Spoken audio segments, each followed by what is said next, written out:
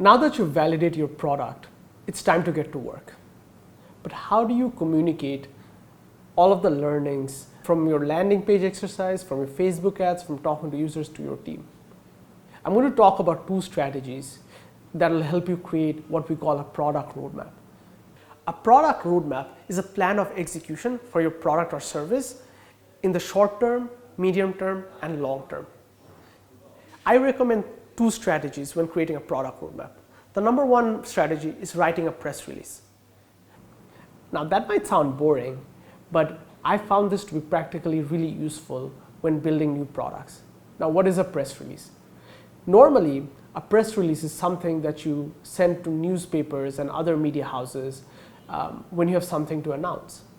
But as a startup, we don't have anything to announce yet. So your goal should be to write a press release for what your product is going to be when you're ready to announce it, but now.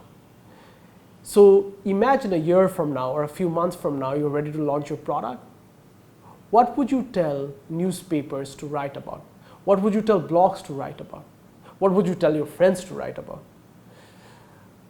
Writing a long form piece on what your product is going to be 3 months from now has been invaluable for the way I have been building products for the last 5 years. For one, it really helps me encapsulate my thinking on paper and helps me work out some of the kinks that may not be entirely worked out. Number 2, it helps really motivate your teams, your investors, and your advisors when you share this press release with them. Imagine going to a potential teammate or colleague and sharing the press release with them. If they're not inspired by that, that's something else to worry about, but if they should be inspired by that. Having a press release is really the North Star for where your product and your company is going to be. After you've written your press release, I recommend distilling it down using 3 timelines: 6 weeks, 6 months, and 6 years.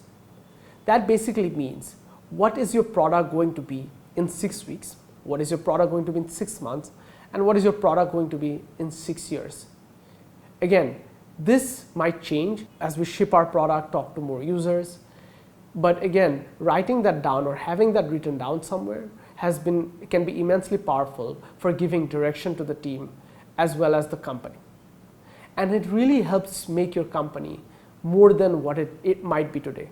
For example, if you're a 2-person team who's just starting out on a product and you write down what your product is going to be 6 years from now, that can be immensely powerful for motivating yourself and keeping yourself going.